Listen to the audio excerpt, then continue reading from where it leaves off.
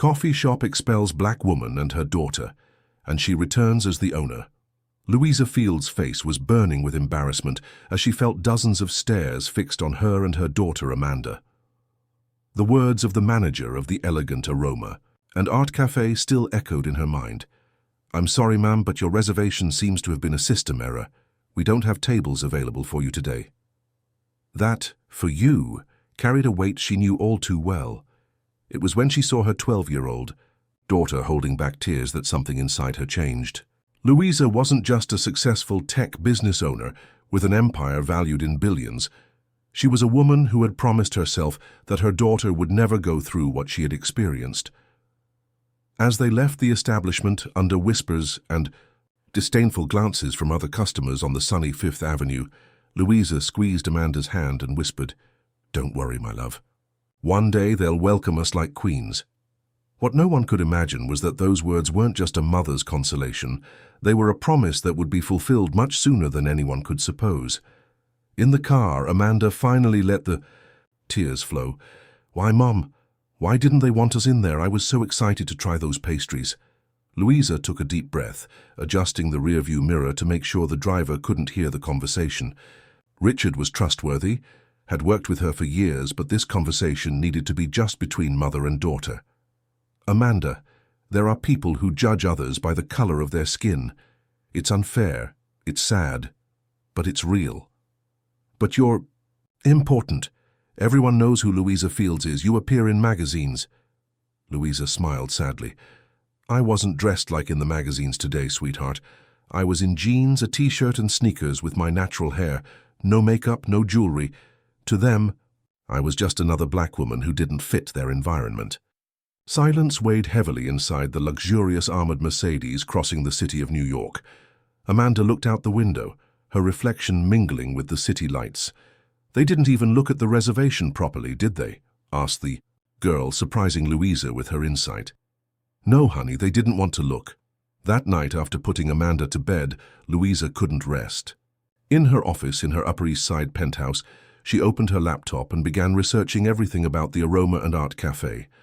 Founded 5 years ago, the establishment had become a hotspot for New York's elite. Louisa visited the cafe's Instagram, checked reviews, and something began to catch her attention. There wasn't a single photo of black customers in the hundreds of posts. Her phone rang. It was Renata, her best friend since high school. "So, how was the special day with Amanda? Did you go to that fancy cafe she wanted to visit so badly?" Louisa told her what happened and heard Renata curse on the other end of the line. "Lou, this can't stand. You should expose these racists on social media. With your influence, you could put them out of business in a week." "No, Ray. Public exposure causes momentary noise but rarely changes anything real. I have something different in mind." "I know that tone. What are you planning?" "I don't know exactly yet, but I'm going to find out who really owns this place. There's something strange going on there." The next morning, Louisa asked her assistant to cancel all her meetings for the week.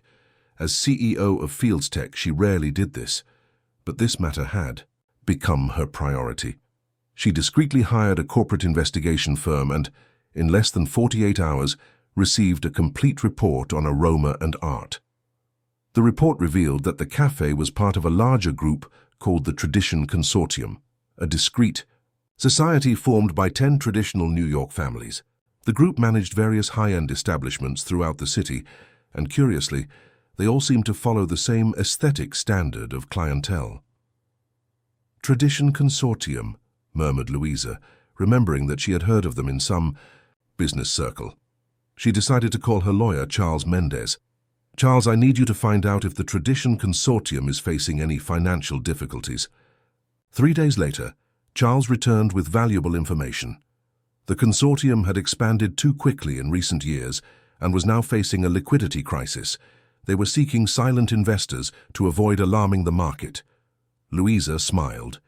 It was exactly the opportunity she needed.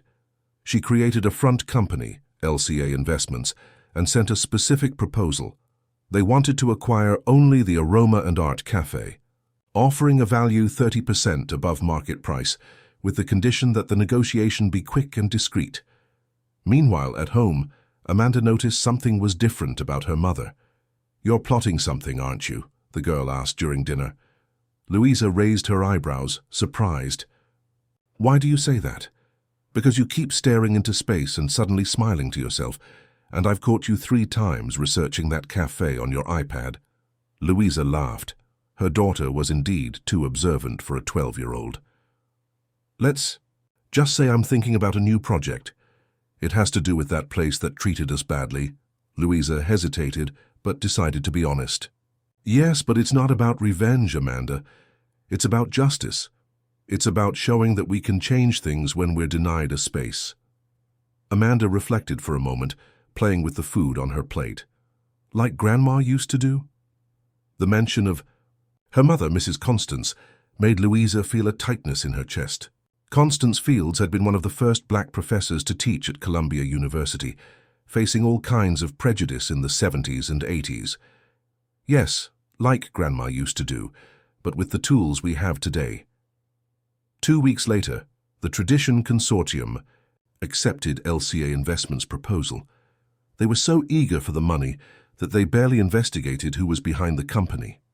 The contract had a clause that Louisa insisted on including.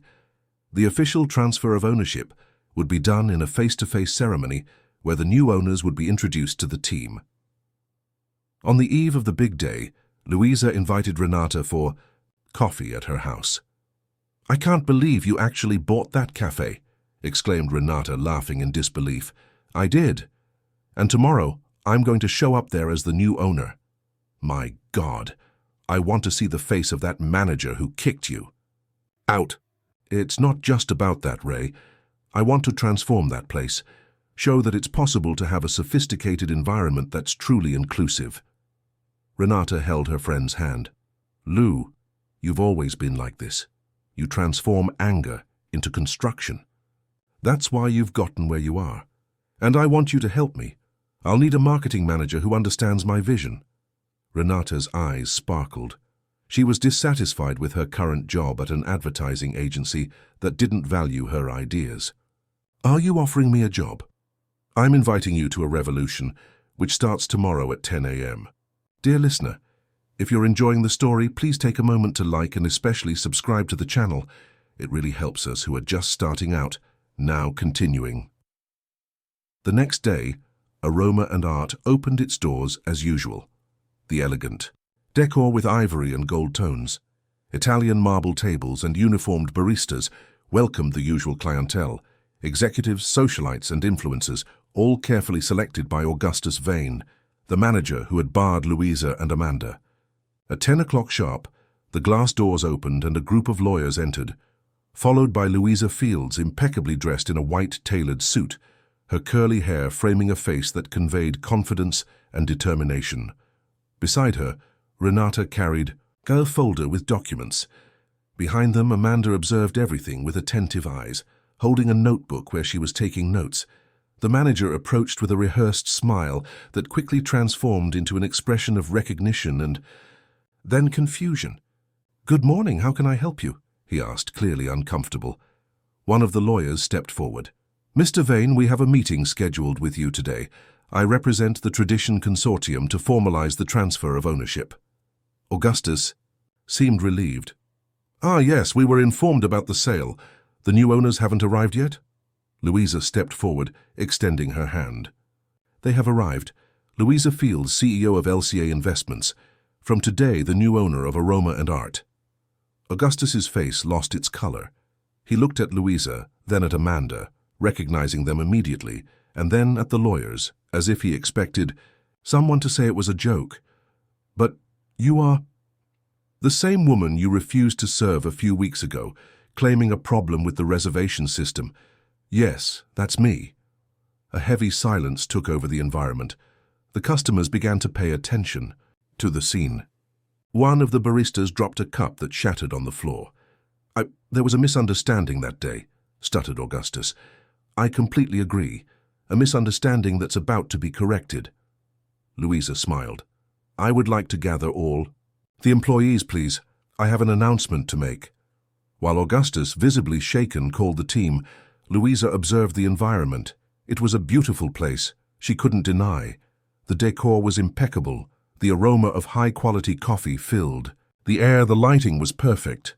But there was something cold and artificial about it, as if everything was a carefully assembled set to create an illusion of sophistication that excluded more than it included.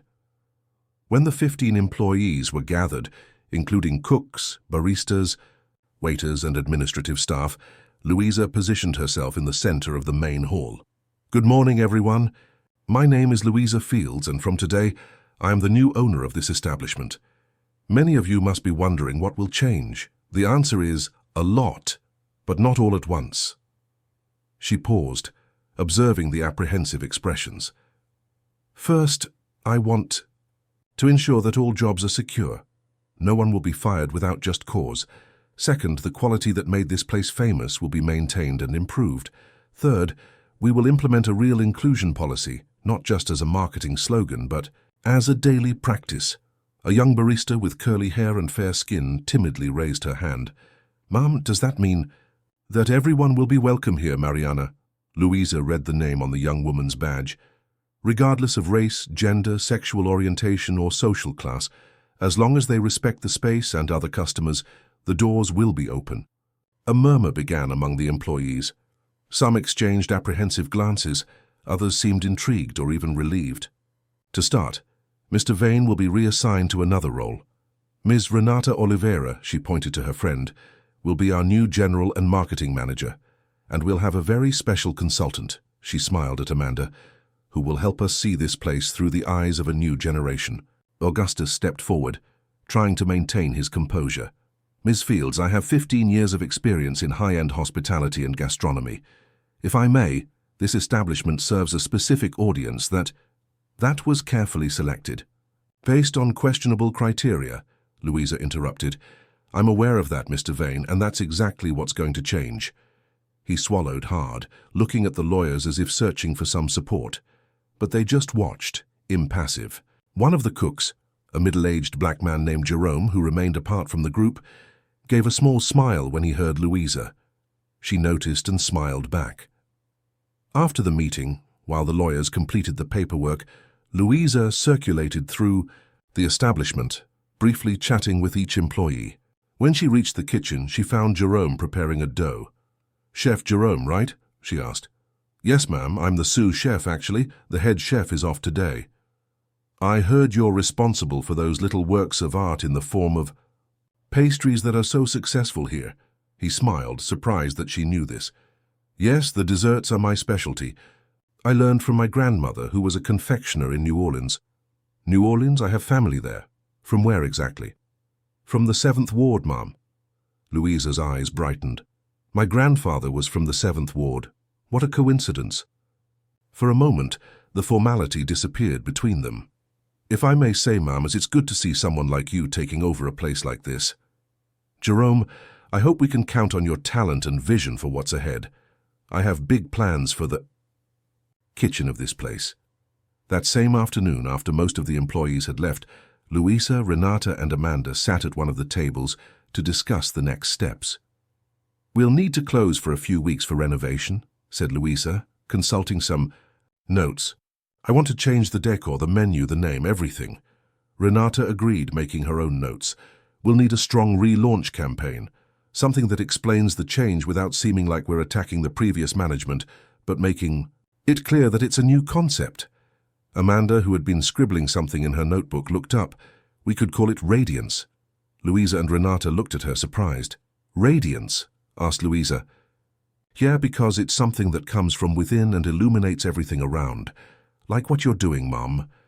Louisa and Renata exchanged glances, both charmed by the suggestion. "Radiance," repeated Louisa. "It's perfect, Amanda." The girl smiled, proud. "And we could use vibrant colors in the decor, not all white and beige like it is now. It looks like a fancy hospital." Renata laughed. "Your daughter has a future in marketing, Lou." As they talked, they didn't notice Augustus Vane watching them from a distance with a somber expression on his face. He took out his phone and typed, "A message. We need to talk. The situation is worse than we imagined." The next morning, Louisa convened all the employees to announce that the establishment would close for a month for renovations. Everyone will receive their regular salaries during this period, and we will offer training courses for those interested in improving their skills or learning something new. One of the waiters, Edward, a young man in his early 20s, raised his hand. "What kind of courses, ma'am?" "History of American cuisine, modern service techniques, languages, inclusive customer service. You'll be able to choose." Another waitress, Patricia, seemed apprehensive. "And if we don't adapt to the new concept?" Louisa looked directly at her. "Patricia, right? Look, I'll be honest, this place is going to change. If anyone doesn't feel comfortable with these changes, I can offer a letter of recommendation and help find another position. But I'd really like everyone to give the new proposal a chance." Jerome, who was more at ease than the day before, spoke, for the first time in the meeting. "I, for one, am excited about the changes. I've always wanted to include more of our African-American cuisine in the menu, but never had the space for it." "And you'll have that space now, Jerome," Louisa assured. "In fact, I'd like you to lead the development of the new menu." The sous chef's eyes widened. "But what about Chef Maurice?" "Chef Maurice will be consulted, of course, but I want you to lead this specific project." After the meeting, while most employees were leaving, some stayed to talk more about the changes. Mariana, the young barista, timidly approached Louisa. "Miss Fields, can I speak with you for a minute?" "Of course, Mariana, and you can call me Louisa." The young woman seemed nervous. "It's just that, well, I've always wanted to try more daring coffee creations, mix influences, try new things.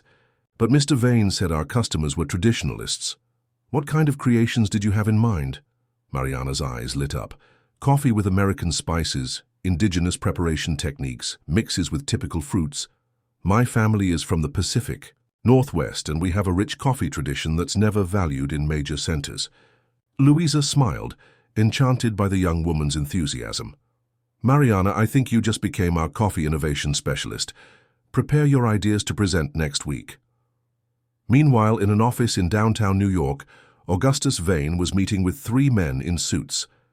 The oldest of them, Rodolfo Albuquerque, a gentleman of almost 70 with perfectly combed gray hair, tapped his fingers on the mahogany table, visibly irritated.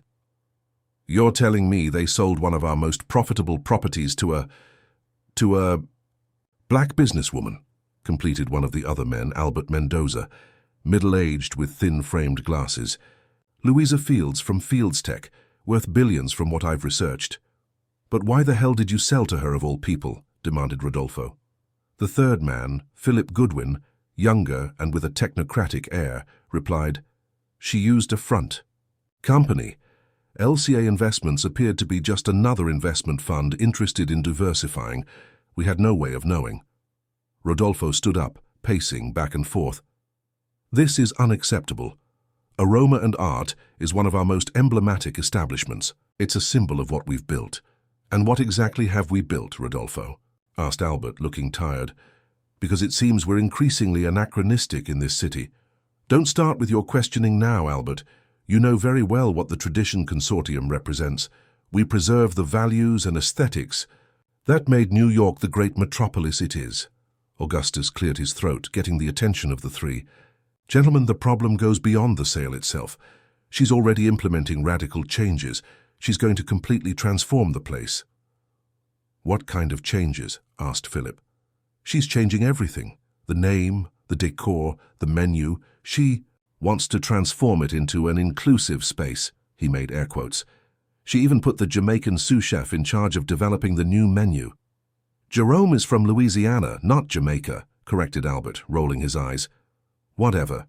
The point is that she's going to completely decharacterize the establishment." Rodolfo sat down again, thoughtful. This could actually be an opportunity. The other 3 looked at him confused. "If she changes the concept too much, she'll alienate the current clientele. The business will fail in 6 months, and we can buy it back for a fraction of what she paid." Philip smiled. "Excellent observation, Rodolfo, and perhaps we can accelerate this process." "What do you have in mind?" asked Augustus.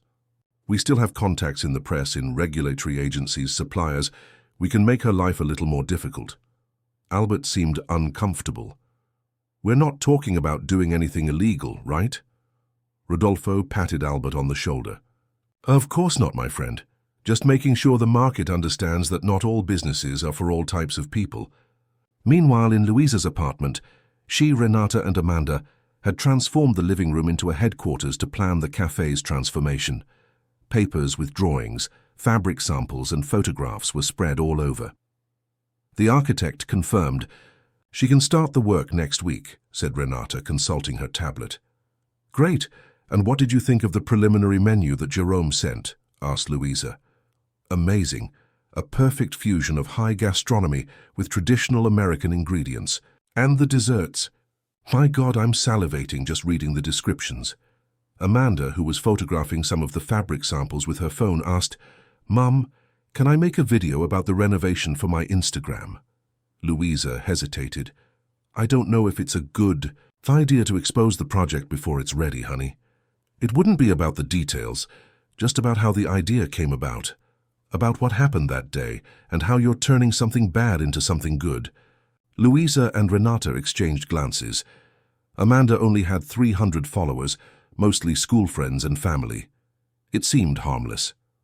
All right, but let me see it before you post, okay? Amanda smiled and began preparing the video script. The next day, the work began. The elegant Aroma and Art Café was completely dismantled. Walls were torn down to open up the space more. The artificial cold lighting was replaced with large windows that allowed natural light to enter, and the neutral colors gave way to vibrant tones inspired by African American and indigenous cultural palettes. Jerome began regularly visiting Louisa's office to discuss the new menu. A special connection formed between them, and soon the sous chef became one of the project's biggest enthusiasts. You know, Louisa, I've worked in many high-end places, but I've always felt like I was hiding part of my talent and my heritage, he confessed during one of these meetings. Why? Because high gastronomy usually means European techniques with expensive ingredients. When I suggested including okra, collard greens, or even simply specially prepared beans, it was seen as exotic food or too regional. Louisa nodded, understanding. It's as if our culture was only good enough when approved by the foreign gaze, isn't it? Exactly. And the most ironic thing is that the great European chefs come to America, discover our ingredients, take them to their starred restaurants, and are acclaimed as innovators. Meanwhile, the video that Amanda had made, telling the story of how they were barred from the cafe and how her mother decided to buy the place to transform it, unexpectedly went viral. What should have been just a record for Friends reached 500,000 views in just 3 days. Mom, my video is blowing up, exclaimed Amanda, entering Louisa's home office. What? But how? A big influencer shared it, saying it was inspiring. And then a bunch of people started commenting with similar stories they experienced in fancy restaurants and stores. Louisa took her daughter's phone and saw the comments. Hundreds of people were reporting experiences of discrimination in luxury establishments. The video had touched an open wound in American society. This is unexpected, murmured Louisa. Are you mad at me? No, honey. Just concerned about the exposure. But maybe it's good that people are discussing this. Renata called minutes later. Lou, have you seen Amanda's video? It's everywhere. I've already received 15 calls from media outlets wanting to know more about Radiance. What? But we haven't even officially announced the name yet. Amanda mentioned it in the video, and now Radiance is already a hashtag on Twitter. Louisa was silent for a moment, processing the information. Lou, this is great for the launch. We couldn't get this much organic visibility, even with $1 million marketing budget. Yes, but it also puts a lot of pressure on us, and it exposes Amanda, which worries me.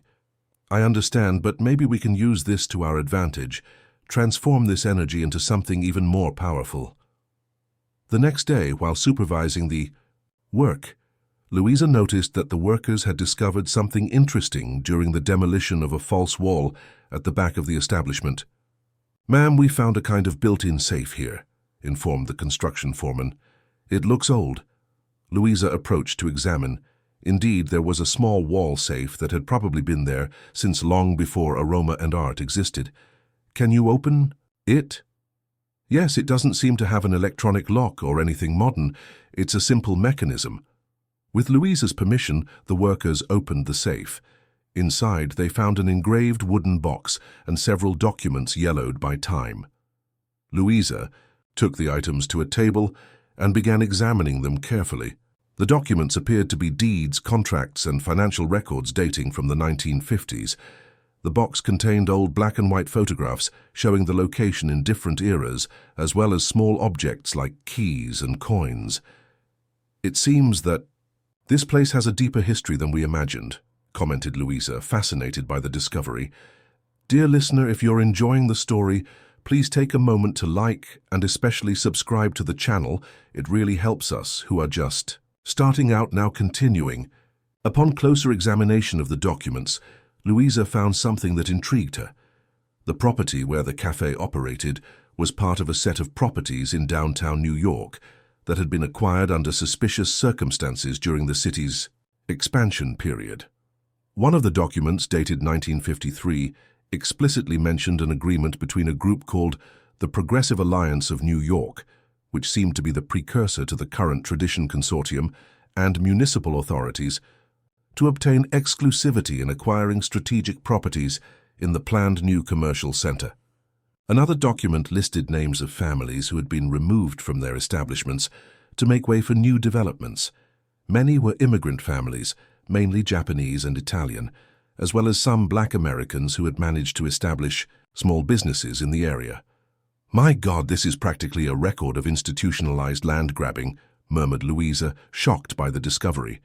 She photographed all the documents and sent them to Charles, her lawyer, with an urgent message, requesting a detailed analysis. While storing the papers, Amanda entered the construction site, accompanied by Renata. Mom, look what I found at Grandma's house. Amanda carried in her hands an old leather-bound notebook with the name Constance Fields engraved on the spine. Your grandmother's diary? Asked Louisa, surprised. Yes. It was in a box in the attic, along with a bunch of old photos, and there's something super interesting here. Amanda opened the diary to a marked page and handed it to her mother. Louisa began to read aloud. August 15th, 1978. Today I was barred, again from that cafe on Broadway, the same place where Maria was humiliated last week. We were properly dressed, behaving with all the education our parents taught us, but the manager's look made it clear. We weren't welcome. Maria cried with anger on the way back to college. I just swallowed hard, as I always do. But for how long? Anthony says we should report it, make noise. But I know that would only label us as troublemakers. So we play the white people's game, pretending we don't notice the looks, the whispers, the flimsy excuses. Reserved table, they say. But for people like us, all the tables in the world seem to be eternally reserved for others. Louisa stopped reading, feeling a lump in her throat. It was as if her mother was describing exactly what she and Amanda had experienced decades later. Continue, asked Renata, visibly moved. Rodney, a department colleague, told me something interesting today. He said these establishments that reject us aren't just independent businesses. They're part of a network, a society of traditional families that control much of the city's elite commerce. They have unwritten criteria about who should or shouldn't frequent their spaces. Criteria that are never verbalized but that we all know well. Deep down, it's not just racism from isolated individuals. It's a deliberate project of urban segregation. Silence took over the environment as the three women processed those words written so many years ago. Your grandmother knew, Renata finally said. She already knew about the consortium. And the same system that rejected her is still there 4 decades later, added Louisa. But now we have something she didn't have. What? Asked Amanda. Resources to fight on equal terms and evidence. She pointed to the documents found in the safe. Evidence that can finally expose this system. That same night, while Louisa was reviewing the documents found in the safe, her cell phone rang. It was an unknown number. Hello? She answered, hesitant. Ms. Fields, this is Mariana, the barista from Aroma and Art. Radiance. Mariana? Did something happen? The young woman's voice sounded nervous. Sorry to call at this hour, but I think you need to know. Mr. Vane gathered some employees today at a bar. He's convincing people to sabotage the reopening. What do you mean?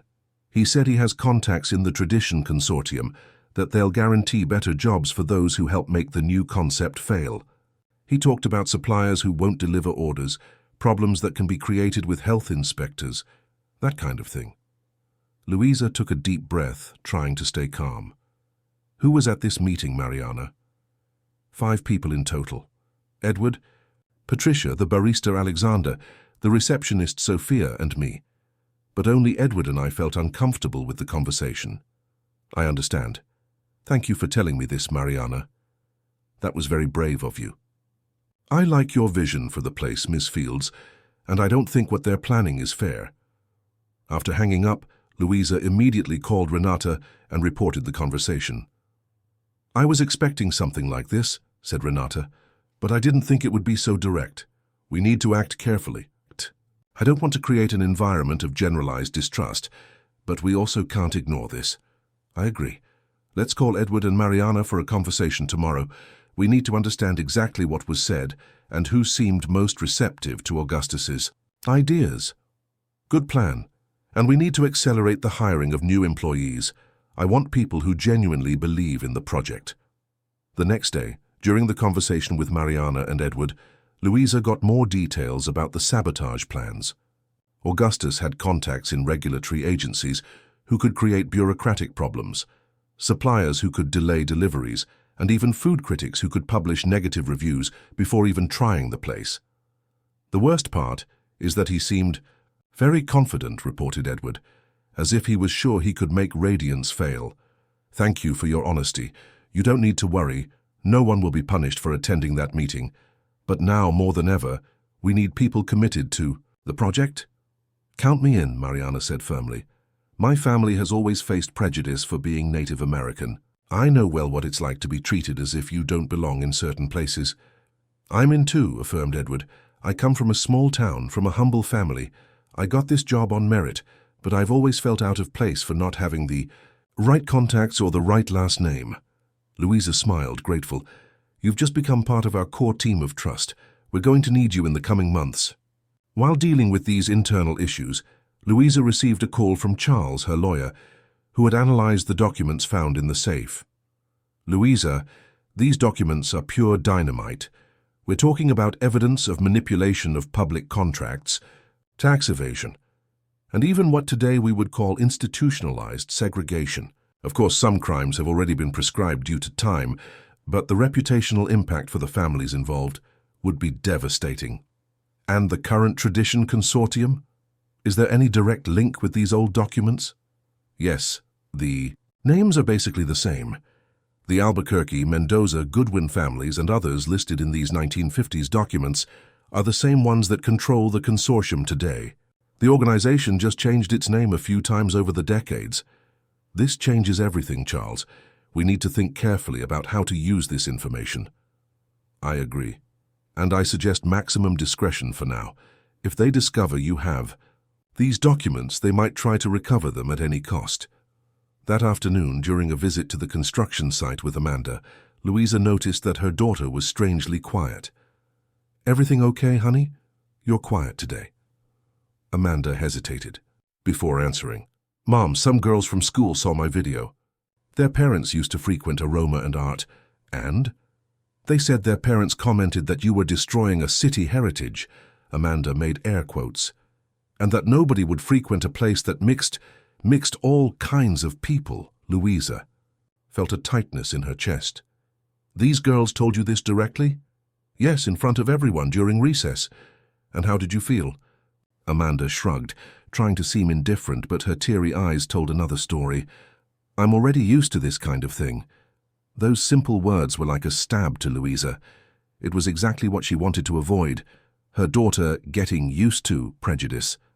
Amanda, look at me. Louisa held her daughter's hands. Never get used to this. What we're doing here isn't just a business. It's a statement. It's saying that we no longer accept the invisible rules that try to determine where we can or cannot be.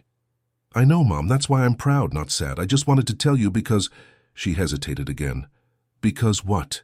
Because I invited those girls to Radiance's opening. I said I would show them what a truly elegant and welcoming place means. Louisa hugged her daughter with teary eyes. You're amazing, you know that. Much stronger and wiser than I was at your age. The next day, the first challenge created by the Tradition Consortium materialized. The main premium coffee supplier, who had confirmed the partnership weeks before, called cancelling the contract, citing logistical problems. "Sounds they really are starting to act," commented Renata, visibly irritated with the news. "I was expecting this," replied Louisa calmly. "That's why I contacted 3 independent suppliers last week. Family coffee producers from Virginia and Oregon, with organic certification and fair trade. Always ahead, huh?" Renata smiled. "When you grow up as a black woman in the corporate world, you learn to always have a plan, B, C, D. We never depend on just one door because we know many can close for us without explanation." As the renovation progressed, Jerome, who now acted as head chef, worked tirelessly on the new menu. In one of the tasting meetings, he presented to Louisa, Renata, and Amanda what he called the flagship of Radiance, a dish called effective memory. It's a reinterpretation of the traditional Southern roll cake, served with Georgia pecan cream, American berry sauce, and a coffee filtered with indigenous technique in Native American pottery, he explained as he served the dish. The result was visually stunning: vibrant colors, contrasting textures, and an aroma that filled the entire environment. "My God, Jerome, this is incredible," exclaimed Louisa after the first bite. "It's as if each flavor tells a different story, but together they form something completely new," complimented Renata. Amanda, who normally wasn't very interested in sophisticated gastronomy, was amazed. "It's the best dessert I've ever eaten in my life, seriously." Jerome smiled, proud. "This is just one of the many creations we've been preparing. I want each item on our menu to tell a part of American history through taste." The connection between Louisa and Jerome grew each day. They shared not only the vision for Radiance, but also similar experiences of discrimination and overcoming. Jerome had worked in some of the country's most prestigious restaurants, always in secondary positions, despite his exceptional talent. "You know, Louisa, before you showed up, I was considering going back to New Orleans," he confessed during one of the menu development sessions. "I was tired of seeing people with half my talent and experience being promoted ahead of me. I'm glad you decided to stay. It was because of your courage. When I found out you had bought the place after being discriminated against, I thought, that's it. That's how you change things." The look they exchanged at that moment carried something beyond professional admiration, a connection that both felt, but that neither was ready to name. Meanwhile, Renata faced her own challenges. After Amanda's video went viral, journalists began seeking information about Radiance and the story behind it. Some outlets embraced the narrative of overcoming and social transformation, but others, clearly influenced by the Tradition Consortium, began publishing articles questioning the decharacterization of an icon of New York gastronomy. "Icon? That place has only existed for 5 years," exclaimed Renata, outraged, as she read one of these articles. "It's as if they're rewriting history in real time," observed Louisa. "Exactly. And look at this. They're insinuating that you bought the place out of personal revenge, not business vision." "Well, there's a bit of truth in that," admitted Louisa with a half-smile. "But reducing it all to revenge is typical. A determined black woman changing a system is always labeled as vindictive or aggressive." "How are we going to respond to this?" "In the best possible way, with success. Radiance will speak for itself." 2 weeks before the opening, Louisa received an unexpected call. It was Richard Torres, an influential food critic. "Ms. Fields, I'd like to visit you to talk about Radiance. I'm preparing a special piece on transformations in the New York food scene." "Of course, Mr. Torres, it would be my pleasure, but I should warn you that we're still under construction." "Precisely. I want to capture the process, not just the final result." On the agreed day, Richard arrived accompanied by a photographer. He was an elegant, middle-aged man, known for his acid but fair critiques. During the visit, Louisa presented the concept of Radiance. explained the cuisine that would be served, and showed details of the architecture and decor that were being implemented. "Interesting," commented Richard, observing the colorful panels that replaced the old beige wallpaper. "It's a bold approach for a space that was known for its European classicism." "European classicism is just one of many expressions of elegance, Mr. Torres. We want to show that the rich cultural diversity of America can also be sophisticated and welcoming at the same time." Richard tasted some of the dishes that Jerome had prepared for the occasion, and although he maintained a neutral expression, Louisa noticed that he was genuinely impressed. "Your chef has talent," he acknowledged. "This dish, in particular," he pointed to the effective memory, "is exceptional." Before leaving, Richard asked an unexpected question. "Miss Fields, I know you were discriminated against in this establishment before buying it. Don't you fear that your initiative will be seen as simple retaliation?" Louisa held the critic's gaze without hesitation.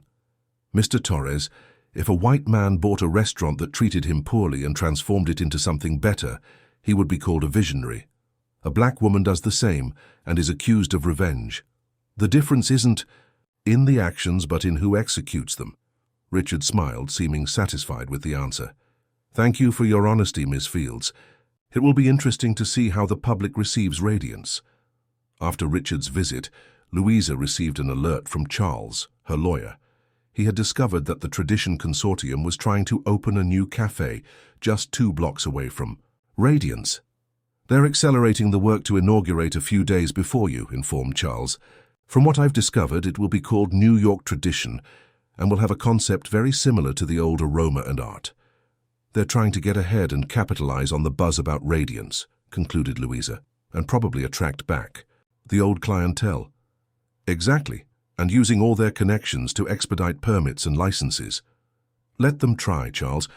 New York is big enough for all types of establishments, including those still living in the last century." That same night, Radiance's marketing campaign began to take shape. Renata had invited some digital influencers known for their social activism for a preview visit.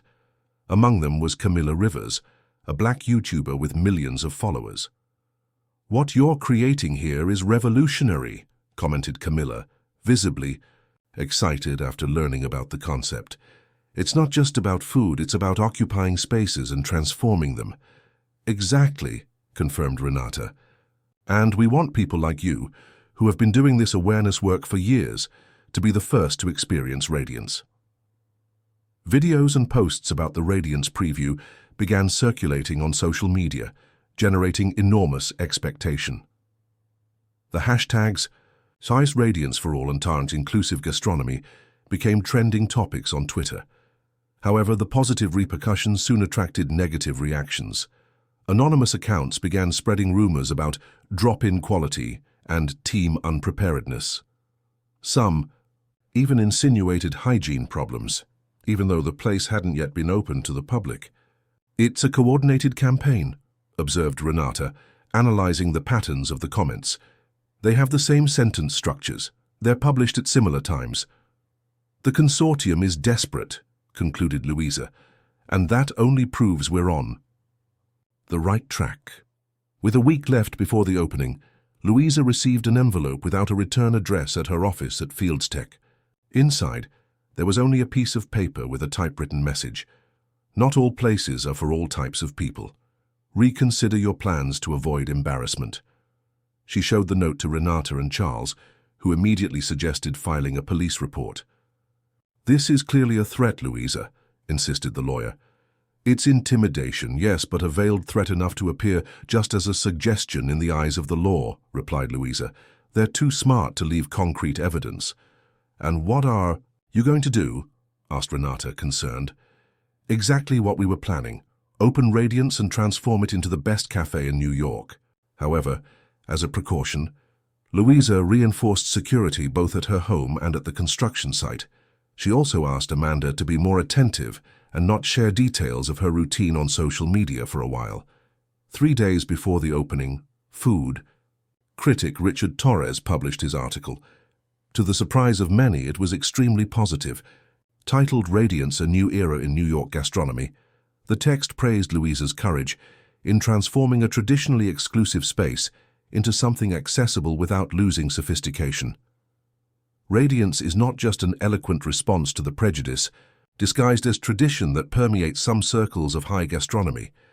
It is, above all, a genuinely innovative proposal that celebrates American culinary diversity with technique, creativity, and a deep respect for the cultural roots that shape our identity, wrote Richard. The article ended with an observation that left Louisa especially satisfied. Perhaps Radiance's greatest merit is to remind us that true elegance is never built with exclusion, but with welcome. The article generated huge positive repercussions, and reservations for the first few days after the opening were sold out in a few hours. The Tradition Consortium, realizing that their defamation strategy wasn't working, decided to change tactics. On the eve of the opening, when the final details were being adjusted, Louisa received a call from Rodolfo Albuquerque, the president of the consortium. "Ms. Fields, I'd like to invite you to lunch tomorrow. I believe we have important matters to discuss." "Mr. Albuquerque, I appreciate the invitation, but as you must know, tomorrow is Radiance's opening. I am completely dedicated to that right now." "Precisely. What I have to propose could be of interest to you before this opening." Louisa hesitated, intrigued. "What is it exactly?" "I prefer to discuss it in person. Let's just say that the Tradition Consortium is willing to make a generous offer for Radiance, much more than you paid." Louisa smiled, although Rodolfo couldn't see. "And why would the consortium be interested in buying back something that, according to your own words in recent interviews, is being decharacterized?" There was a brief silence on the other end of the line. "Business is business, Ms. Fields, and sometimes it's better for all involved to reach a friendly agreement. Mr. Albuquerque, I appreciate again, but I have no interest in selling. Radiance is not just an investment for me. It's a statement, a principle." "Principles can be expensive, Ms. Fields, especially in a market as competitive as the gastronomic one. That's an expense I'm willing to take on, Mr. Albuquerque. Good afternoon." Louisa hung up, feeling a mixture of irritation and satisfaction. The consortium was clearly concerned about the impact that Radiance could have. That night, on the eve of the opening, Louisa gathered the entire team for a special dinner prepared by Jerome. It was a moment of celebration for months of intense work and dedication. "Tomorrow we will open the doors of Radiance to the world," said Louisa, raising a glass in a toast. "But today, I want to thank each one of you who believed in this project from the beginning, who saw beyond a simple business and understood that we are creating a space where everyone can shine." Jerome, who was at her side, complimented, "In my entire career, I've never felt so valued and free to create. Radiance is already a success, regardless of what happens tomorrow, because it allowed us to show who we really are." One by one, the employees shared their expectations and thanks. Mariana, the young barista, was especially moved. "My grandmother was Native American and suffered so much prejudice that she taught me to hide my origins. For the first time, I feel I can be completely myself at work, bring my roots to what I do." Edward, who had refused Augustus's sabotage proposal, also spoke. "I come from a simple family from rural Virginia. I always dreamed of working in a sophisticated place, but without losing my essence. Radiance gave me that opportunity." Renata, who was observing the scene with tears in her eyes, leaned in to speak softly to Louisa. "Friend, you've created much more than a cafe. You've created a community." The morning of the opening arrived with an unpleasant surprise. A health department team showed up for a routine inspection that clearly had nothing routine about it. "We received an anonymous complaint about possible irregularities," informed the inspector. Visibly embarrassed by the situation, Louisa kept calm. "You can check everything you want. Our facilities were designed following the most rigorous standards of safety and hygiene." The inspection lasted more than 2 hours, while guests were already starting to arrive for the opening. Cocktail. The inspectors investigated every corner, from the kitchen to the bathrooms, checking documentation, food storage conditions, and safety procedures. At the end, the head of the team approached Louisa. "Everything is in perfect order, Miss Fields. In fact, I've never seen an establishment so well prepared for an opening. I apologize for the inconvenience." "There's nothing to apologize for. You were just doing your job." As the inspector was leaving, he added in a low voice, "Just so you know, this anonymous complaint came from an email associated with the Tradition Consortium's office. I shouldn't be telling you this, but, well, my daughter saw your daughter's video and was very inspired." Louisa thanked him with a discreet nod, confirming what she already suspected. Meanwhile, on the street, a small crowd was already forming. Radiance's opening had become an awaited event, not only in the gastronomic circuit, but also as a symbolic landmark for the city. People of all types, colors, and social classes were anxiously waiting to know the space that promised to redefine the concept of sophistication. Among the special guests were personalities from the cultural world, business people known for their commitment to social causes, and also family members and close friends of Louisa, Renata, and the employees. Mrs. Zelia, Louisa's mother, observed, "Everything with teary eyes." "Your grandmother Constance would be so proud," she said, hugging her daughter, "she who fought so much for spaces like this." At 11 o'clock sharp, Louisa positioned herself in front of Radiance's main door with Amanda at her side. The facade, completely renovated, now displayed an elegant sign with the name in golden letters on a base of colorful tiles inspired by American folk art. "Welcome to Radiance," announced Louisa, cutting the inaugural ribbon, "a space built with respect, diversity, and much love for American cuisine. Our goal is simple: to make every person who enters here feel that they belong, that they are valued, that they are part of this community." The guests applauded enthusiastically as the doors opened, revealing the completely transformed interior. The environment, previously cold and impersonal with its neutral colors, now radiated with vibrant tones, American woods, and works by local artists. Natural light entered abundantly through the large windows, and the aroma of the delicacies, prepared by Jerome and his team, filled the air. Amanda, radiant in her blue dress, was the first to enter, followed by Louisa, Renata, and the other guests. Soon the space was full, with people trying the various dishes and drinks available at the opening buffet. Jerome, wearing the chef's uniform specially designed for Radiance, which incorporated elements of African patterns, circulated among the guests, explaining the dishes and receiving enthusiastic compliments. "This is not just food," commented I, a well-known cultural critic after trying the effective memory. "It's a complete sensory experience, a gastronomic narrative." While the celebration was happening, Louisa noticed the presence of familiar faces observing discreetly from the sidewalk across the street. They were Rodolfo Albuquerque, Philip Goodwin, and other members of the Tradition Consortium. Realizing they had been noticed, they quickly moved away. "I think they were expecting a fiasco and found exactly the opposite," commented Renata, who had also noticed the group. "The biggest punishment for them is to see that we're packed, while that New York Tradition they opened 2 days ago is practically empty," replied Louisa. At the height of the festivities, Amanda climbed onto a small improvised stage and took the microphone, surprising her mother. "Hi everyone, I'm Amanda, Louisa's daughter. I wanted to thank everyone who came today and also everyone who supported us after that video I made.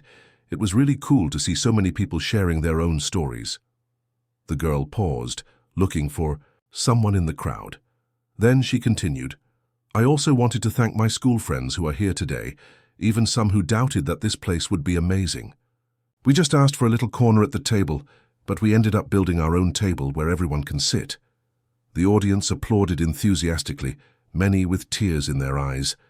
Louisa, deeply moved, hugged her daughter when she came down from the stage. "That speech wasn't in the script, young lady," Louisa joked. "Some things you just feel in the moment, Mom. Grandma Constance taught me that." Dear listener, if you're enjoying the story, please take a moment to like and especially subscribe to the channel.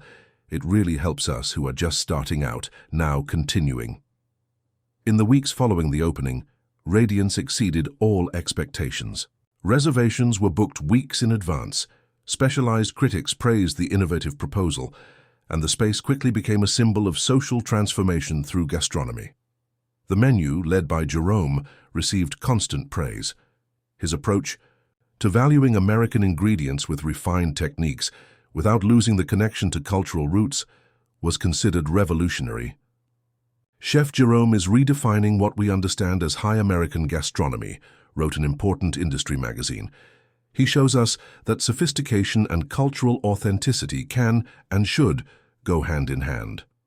Meanwhile, New York Tradition, opened by the consortium a few blocks away, was struggling to attract the public. Its outdated concept of elegance based on exclusivity no longer resonated with the new generation of consumers, increasingly conscious and engaged. Louisa observed these changes with satisfaction. It wasn't just about the success of her venture, but about a broader cultural change that was happening. Business people from other areas began to seek her out to understand how to implement genuine inclusion policies in their businesses. Radiance's true success isn't measured just by profits, but by the influence it's having on other establishments, she commented during an interview. We're proving that inclusion isn't just politically correct, it's an excellent business model. Louisa's personal life was also flourishing. Her relationship with Jerome naturally evolved from professional admiration to something deeper. The two shared not only the passion for Radiance, but also similar worldviews and life experiences that connected them. I never thought that by buying a cafe I would end up finding a companion, Louisa confessed to Renata during one of the rare moments of tranquility. You two are perfect together, replied her friend. Both transform difficulties into brilliant creations. Amanda, initially reserved about her mother's relationship, soon surrendered to Jerome's charm and kindness. The three began to form a family unit that brought even more authenticity to the spirit of Radiance. 6 months after the opening, when success was already fully consolidated, Louisa received news that initially left her suspicious. She had been selected to receive the Innovative Businesswoman of the Year award by the New York Commerce Association. I'm surprised, she commented to Charles, her lawyer. The Commerce Association has traditionally been allied with groups like the Consortium. Things are changing, Louisa. Your success is undeniable, and they need to adapt to the new times. Maybe, but I think it's prudent to investigate a bit before accepting. The investigation revealed that, although the Commerce Association indeed had historical connections with the Tradition Consortium, the committee responsible for that year's award was formed by a new generation of business people, more progressive and genuinely impressed by Radiance's success. Louisa decided to accept the award, seeing in it an opportunity to further expand her message of inclusion. The ceremony would be held at a luxury hotel with the presence of important figures from the New York business community. On the night of the event, dressed in an elegant white dress created by an emerging black designer, Louisa arrived accompanied by Jerome, Amanda, and Renata.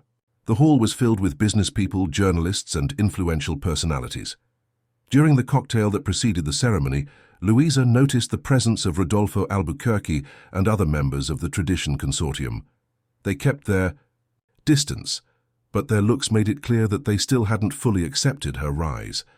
Albert Mendoza, the most moderate member of the consortium, approached Louisa as she was talking with other guests. Ms. Fields, congratulations on the award. I must admit that your perseverance is admirable. Thank you, Mr. Mendoza. I'm glad you can recognize that. You know, not everyone in the consortium has the same rigid vision. Some of us understand that times are changing. Louisa studied the man's face, trying to decipher his real intentions.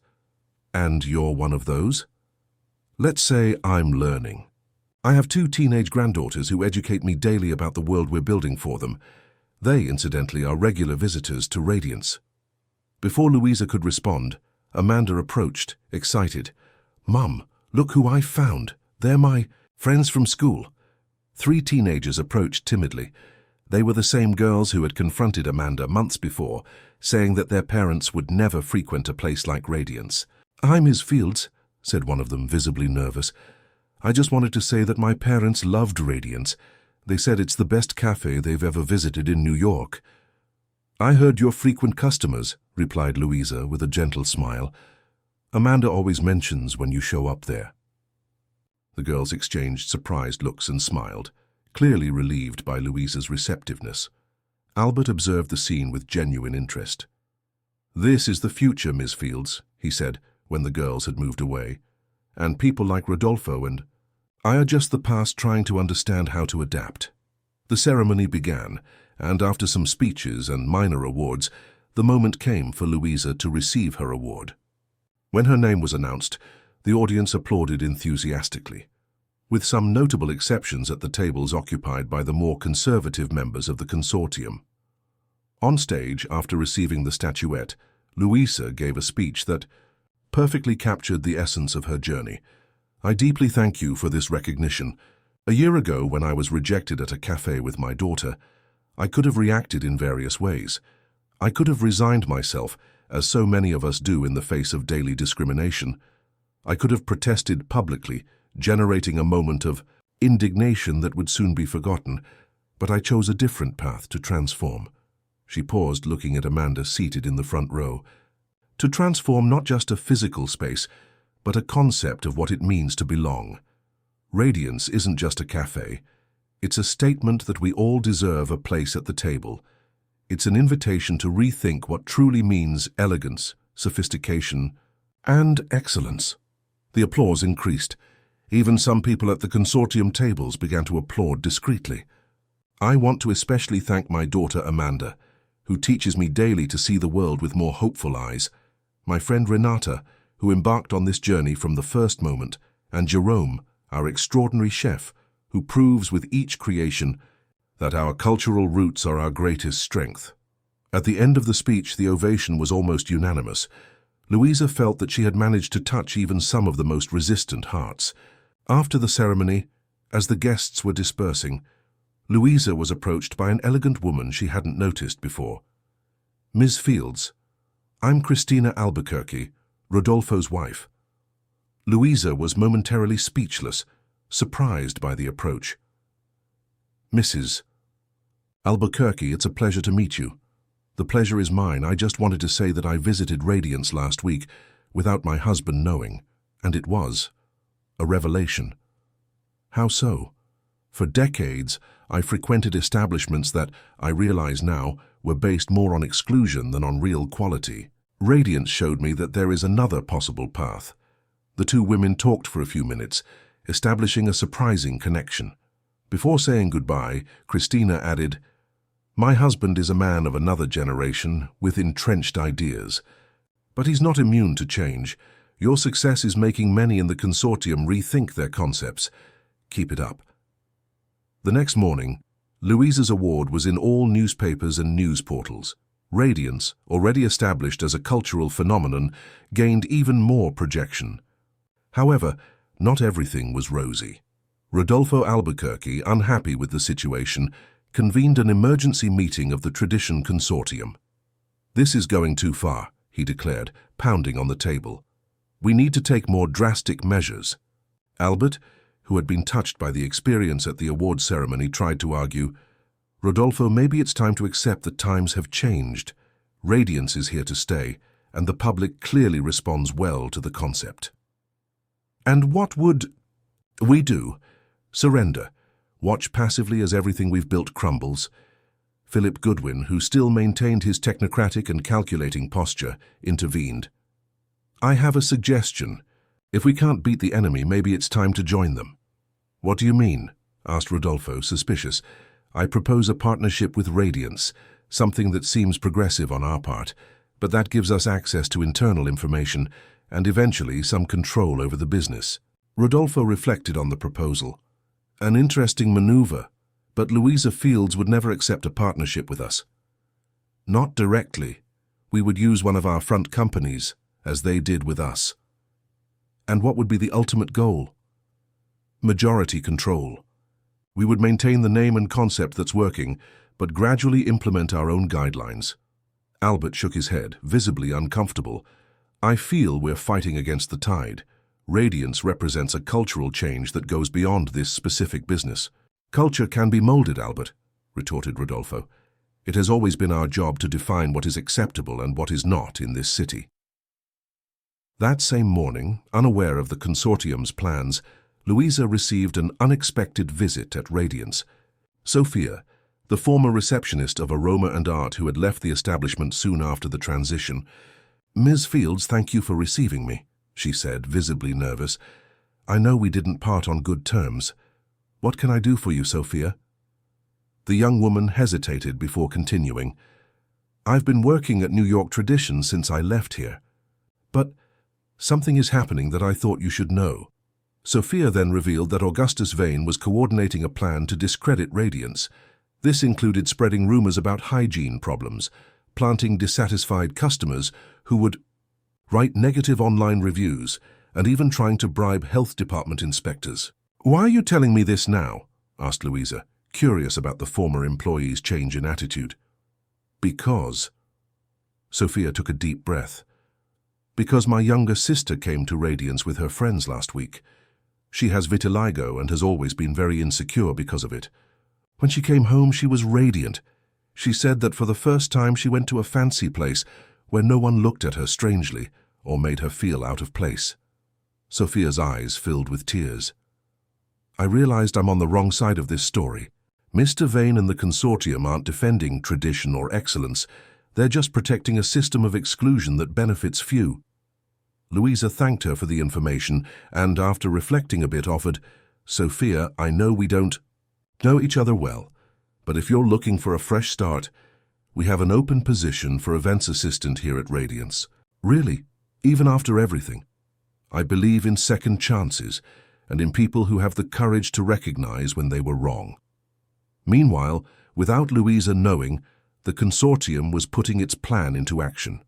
A company called Future Investments contacted her to propose a partnership for expanding Radiance to other cities. Charles, Louisa's lawyer, immediately became suspicious. "Let's investigate thoroughly before any response," he recommended. "Coming out of nowhere with such an attractive proposal right after your award is, at the very least, suspicious." The investigation confirmed the suspicions. Future Investments was a front company, indirectly controlled by the Tradition Consortium. Louisa then decided to use this information to her advantage. "Let's pretend to be interested," she suggested to Charles. "I want to see how far they'll go with this."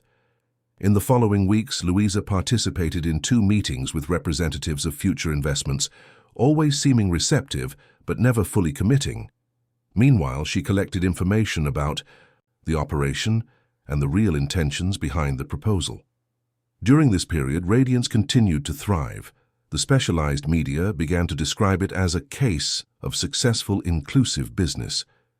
Universities invited Louisa to lectures on social entrepreneurship. International tourists included the Café in their itineraries as a must-visit in New York. Jerome received a nomination for the Chef of the Year award, consolidating his position as one of the great names in American gastronomy. His story of overcoming and his commitment to valuing national ingredients and techniques transformed him into a reference for young cooks from all over the country. Amanda, who had grown a lot during this whole process, was becoming a small activist at her school. Inspired by her mother, she began promoting discussions about inclusion and representation among her peers, always with the wisdom and empathy that were her trademarks. Renata, in turn, was invited to give a series of consultancies on inclusive marketing based on the successful strategy she had developed for Radiance. It was a moment of fulfillment, but Louisa knew that the Tradition Consortium still hadn't completely given up, and her suspicions were confirmed when, during one of the EDP meetings with Future Investments, the true plan was accidentally revealed. One of the executives, believing that Louisa had left the meeting room, commented to a colleague, "When we have majority control, we can keep the name and concept for a while, but gradually return to the original guidelines. The consortium just wants to regain control of the space." Louisa, who had silently returned to get her purse, heard everything. Instead of confronting the executives at that moment, she decided to use the information strategically. The next morning, she called Richard Torres, the food critic who had written the praising article about Radiance. "Richard, I need your discretion. I have a story you'll want to hear." After hearing Louisa's account of the Tradition Consortium's maneuvers, including the sabotage attempts and the plan to take control of Radiance through a front company, Richard was outraged. "This isn't just unethical, it's potentially illegal, especially considering those documents you found in the safe." "Exactly.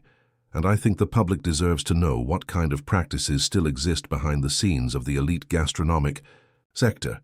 I completely agree. I'll investigate further and prepare a special article. With your permission, I would like to include copies of those old documents you found. A week later, Richard Torres' article was published in one of the country's largest newspapers, titled "The Table of Power, Segregation and Control in the New York Gastronomic Market." The report detailed the historical practices of the Tradition Consortium, from its foundation in the 50s to the present day, including the recent attempts to sabotage Radiance. The documents found in the safe provided compelling evidence that exclusion was not just a casual practice, but a deliberate policy that had shaped the city's gastronomic market for decades. The repercussions were immediate and devastating for the consortium. Several of their establishments, which were already facing difficulties adapting to the new demands of the public, saw their customers plummet overnight. Investors began to withdraw support, fearing association with discriminatory practices. Rodolfo Albuquerque gave a disastrous interview trying to justify the consortium's practices as quality preservation and market segmentation. His words, far from calming tempers, only confirmed the accusations of elitism and exclusion.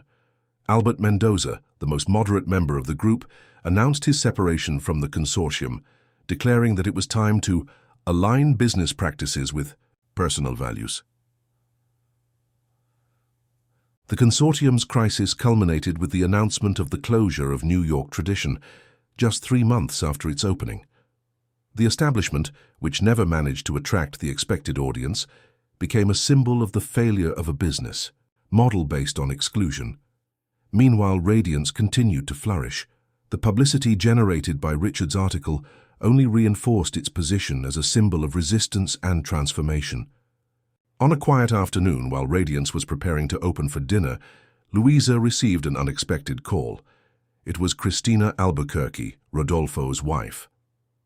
"Miss Fields, I'd like to talk to you in person. It's important." Intrigued, Louisa agreed to meet her at Radiance that night.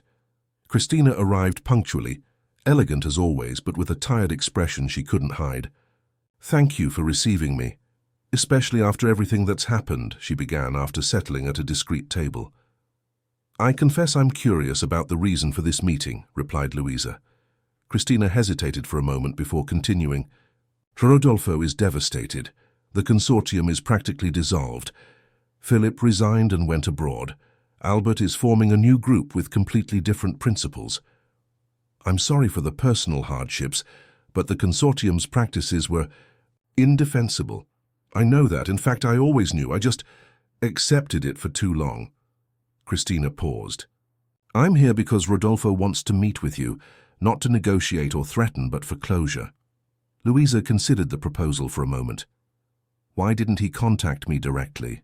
Pride, mainly, and shame. Richard's article exposed practices that, seen from the outside, are obviously discriminatory. But for someone who grew up in that system, they were just the way things are. After reflecting, Louisa agreed to the meeting, which would take place the next day at Charles's office, her lawyer, as a precautionary measure. When Rodolfo Albuquerque arrived at the office, he seemed to have aged years in just a few months. The haughty and confident man now walked with slumped shoulders and a downcast look. "Ms. Fields, thank you for agreeing to meet me," he began in a tone very different from his previous interactions. "Mr. Albuquerque, how can I help you?" "I didn't come to ask for help, but to offer an acknowledgement. The Tradition Consortium, as you knew it, no longer exists. The documents you found added to our recent actions made our position untenable." "It was a position that needed to be challenged," Louisa replied firmly. "Yes, it was. I took too long to understand that." Rodolfo looked directly at Louisa for the first time. "I grew up in a world where pedigree mattered more than merit, where tradition was synonymous with exclusion, where quality was measured by the ability to keep people like you outside. And now? Now I'm too old to change completely, but not too blind to recognize that I lost the battle.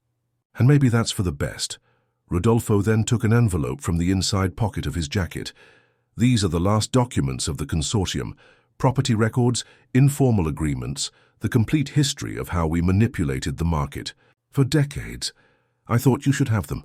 Louisa took the envelope, surprised by the gesture. Why are you giving me this? Because history deserves to be known. And because, ironically, you're the only person who truly understands the value of these documents. Before leaving, Rodolfo added, Radiance won, Ms. Fields, not just over aroma and art, but everything it represented. And surprisingly, New York. Here's a better place for it. The following week, Louisa, Jerome, Renata, and Amanda organized a special dinner at Radiance.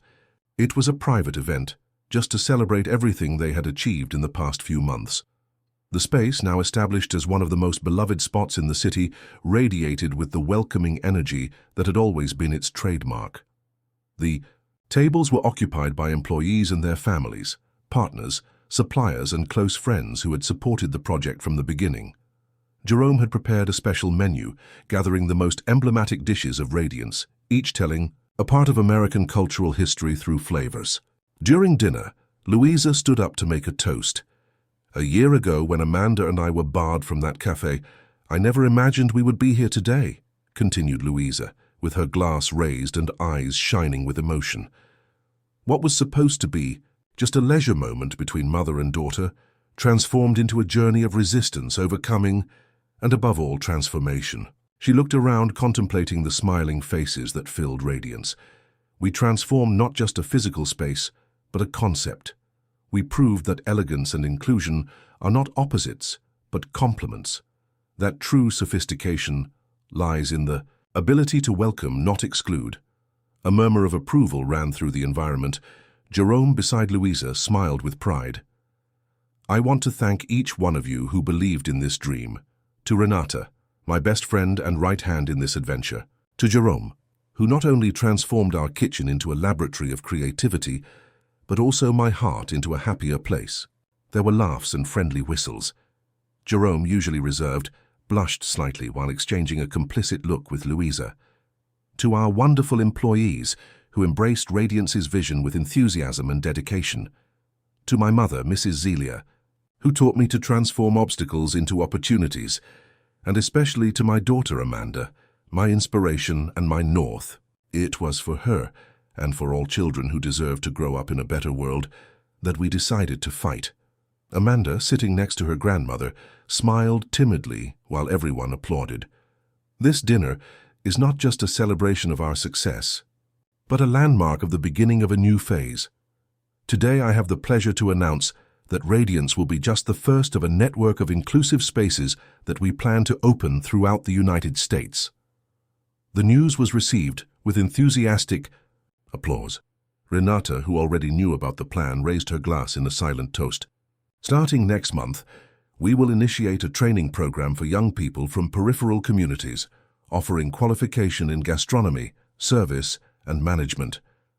We want Radiance to be not just a place for people of all backgrounds to frequent, but also to work and grow professionally. Mariana, the young barista, who had become one of the establishment's stars with her innovative creations, was applauding enthusiastically.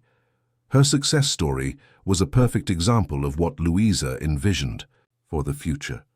And finally, continued Louisa, we will use the historical documents we found to create a permanent exhibition about the struggle for inclusive spaces in New York, not to point fingers or feed resentments, but to ensure that future generations understand where we came from and where we need to go. After the toast, while the guests were enjoying the special dessert prepared by Jerome, Amanda approached Louisa.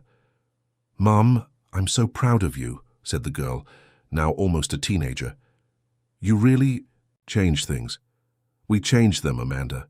It was your strength that day that inspired me to do something more than just complain. You know what's funny? Those girls from school who provoked me, now they're asking me to bring them here on weekends.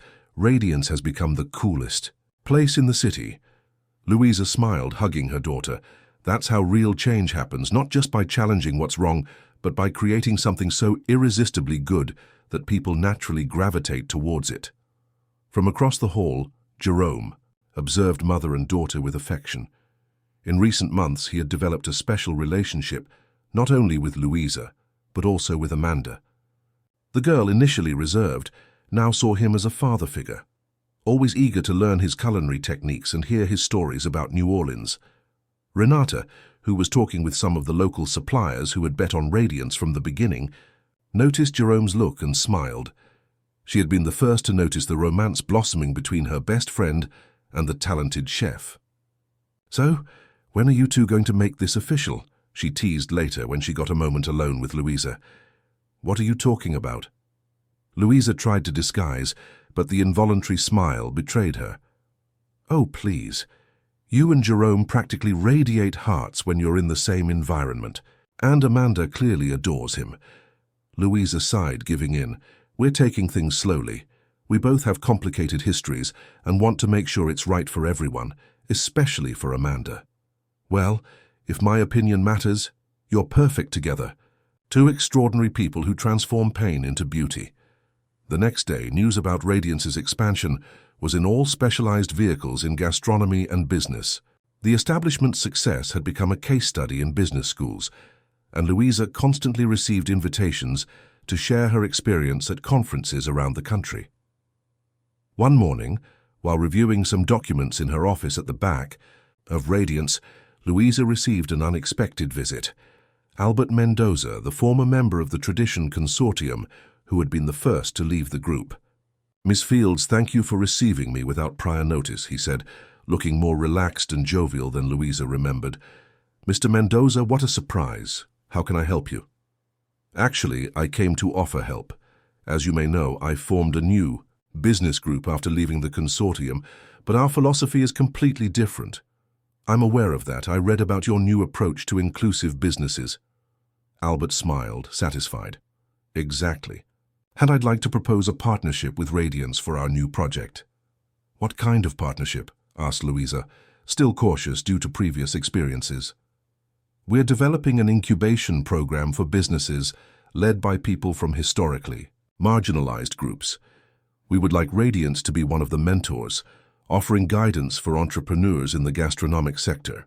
Louisa studied Albert's face, looking for signs of hidden intentions but found only sincerity. "It's an interesting proposal. Why this change of vision, Mr. Mendoza?" Albert sighed, seeming to reflect deeply. "Age, perhaps, or my granddaughters. Always questioning me. Or simply the recognition that the model I defended for decades is doomed to failure. Radiance proved that inclusion is not only morally right, but also an excellent business model." After discussing the details of the proposal, Louisa agreed to participate in the program, seeing in it another opportunity to expand Radiance's impact. As Albert was leaving, Jerome was entering the office carrying a plate. "I brought something for you to try. I'm thinking of including it in the special anniversary menu of Radiance." It was a reinterpretation of the Southern roll cake, but with an even more elaborate presentation and elements that referred to Louisa's personal history. "I called it Way Back Home," explained Jerome, "because it represents the journey of rediscovering our roots." Louisa tasted the dessert, amazed by the explosion of flavors. "It's perfect, Jerome, like everything you create." They exchanged a look loaded with affection. It was amazing how that space, born from a moment of discrimination, had become the stage for so many stories of love, friendship, and transformation. 2 weeks later, Radiance closed for a very special private event, Amanda's 13th birthday. The girl had asked for an intimate celebration just with close friends, employees who had become like family, and some classmates. To Louisa's surprise, among the guests were the same girls who had provoked Amanda about Radiance in the past. Now they not only regularly frequented the place, but had become defenders of its values. During the party, while observing Amanda laughing with her friends, Louisa felt a presence beside her. It was Mrs. Zelia, her mother. "Constance would be so proud," said the lady, referring to Amanda's grandmother. "She fought her whole life for spaces like this." "Sometimes I feel like she's here, guiding our decisions," confessed Louisa. "Especially when we found those documents. It was as if she had left a map for us. My mother always said that true change doesn't happen all at once, but in layers, like a well-made dessert. Each generation adds its touch. And what is our touch, Mum? Courage, daughter. Constance showed the way with her silent resistance. You transformed that resistance into concrete action. And Amanda, Mrs. Zelia looked at her granddaughter, who was now rehearsing some dance steps with her friends. Amanda represents the naturalness with which the new generation embraces diversity. For her, it's not a struggle. It's simply how the world should be. The comment touched Louisa deeply. Indeed, seeing how Amanda and her friends interacted without the invisible barriers that had marked her own adolescence was perhaps Radiance's greatest victory. In another part of the hall, Renata was animatedly talking with Sophia, the former receptionist of Aroma and Art who had redeemed herself and now worked as Radiance's events coordinator. "We have more than 50 reservations for next month," reported Sophia enthusiastically, "and at least 10 are for corporate events from companies that had never considered a space like ours before." "It's amazing how things have changed," commented Renata. "Remember when we thought we'd be lucky if we survived the first 6 months?" Sophia nodded, a bit embarrassed to remember that she had been part of the initial resistance. "Radiance's transformation taught me something important," she confessed, "that it's never too late to change direction when we realize we're on the wrong side of history." Amanda's party was an absolute success. Jerome had prepared a dessert table that was a true work of art, with creations that represented different aspects of the birthday girl's personality: her passion for books, her love for music, her growing interest in social justice. When it was time for the cake, everyone gathered around the central table. Amanda, radiant in her favorite blue dress, looked at her mother with expectation. "Before we sing Happy Birthday," announced Louisa, "I have a special gift for you, daughter." She handed Amanda a small package. Inside there was an old silver medallion. "It was your great-grandmother Constance's," explained Louisa. "Then it passed to Grandma Zelia, who gave it to me when I turned 18, but I think you're already ready to carry it." Amanda opened the medallion carefully. Inside, there was a small black-and-white photograph of Constance, young and determined, next to an engraved quote, "Where there is no space for us, we will create our own space." The girl's eyes filled with tears. "It's the best gift I've ever received, Mum. I promise to honor her legacy." After the party, when the last guests had already left and only the family remained at Radiance, Jerome proposed a final toast. "To Amanda, who teaches us daily that true radiance comes from within, and who reminds us that sometimes we need to be barred from a place to build something much better." Amanda smiled, touched by the affection of the man who had become such an important figure in her life. "Can we consider this a family toast?" she asked timidly, looking from Jerome to her mother. Louisa and Jerome exchanged a look of surprise, then of deep affection. "Yes, Amanda," replied Jerome with a choked voice. "This is definitely a family toast." 3 months later, Radiance celebrated its first anniversary with a week of special events.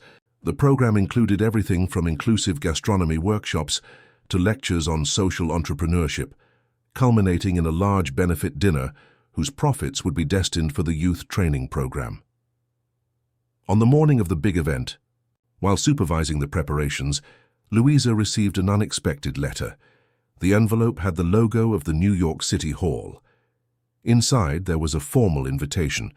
The mayor would like to declare Radiance a cultural heritage of the city, in recognition of its contribution to the transformation of the gastronomic scene and promotion of social inclusion. Louisa read and reread the invitation, moved. It was a recognition that went far beyond commercial success. It was the validation of everything they had fought for. That night, during the benefit dinner, the mayor made the official announcement, highlighting how Radiance had become a symbol of resistance and renewal. After his speech, he invited Louisa to the stage to receive the commemorative plaque. "This recognition is not just for Radiance," declared Louisa at the microphone, "but for all those who, over the decades, resisted exclusion and fought for their rights to occupy all spaces in this city. I dedicate this moment to the memory of my grandmother, Constance Fields, who faced the same barriers that tried to stop us, but who planted the seeds of resistance that we harvest today." The ovation that followed was moving. Among those present, Louisa noticed faces of all types: former patrons of Aroma and Art who had become loyal customers of Radiance, residents of peripheral communities who now felt welcome in that space, and even some former members of the Tradition Consortium, including Christina Albuquerque, who was applauding enthusiastically. After the event, while the last guests were saying goodbye, Jerome approached Louisa with a special gleam in his eyes.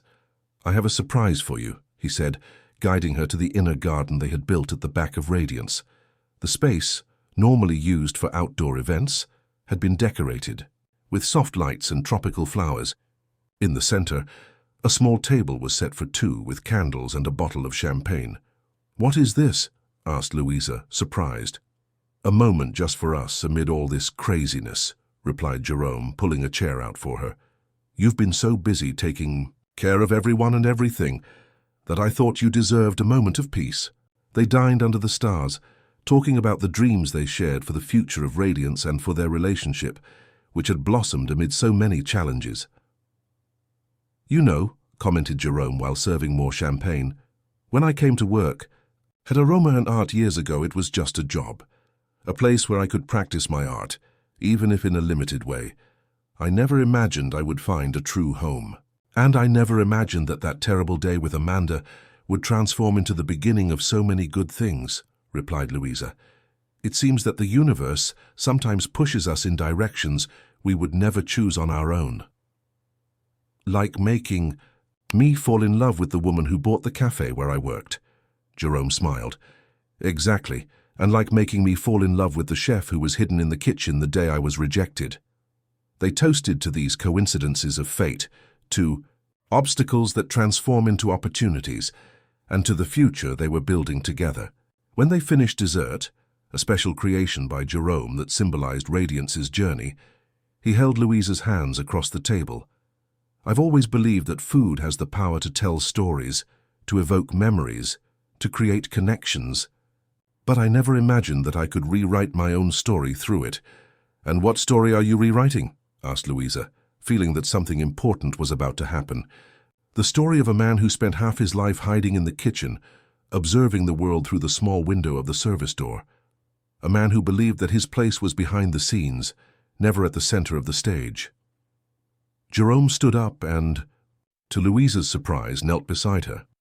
"Louisa Fields, you taught me that we all deserve to be exactly where our heart desires, and mine desires to be by your side, building not just Radiance but a life together. A family with you and Amanda." He took a small velvet box from his pocket and opened it, revealing a delicate ring with a blue stone. "It's an American sapphire," he explained, "the same color as the dress Amanda was wearing that first day when you were barred, so that we never forget where we came from and how much we can still grow." Louisa, usually so articulate and controlled, was speechless. Silent tears ran down her face as she observed the ring, then Jerome's anxious face. "Yes," she finally replied, with a choked voice. "Yes to everything we've built and to everything we're still going to build together." Jerome placed the ring on her finger and hugged her, both overflowing with emotion. At that moment, they heard a small noise coming from the garden entrance. It was Amanda, who was observing the scene with a radiant smile. "I knew it," she exclaimed, running to hug them both. "It was taking too long."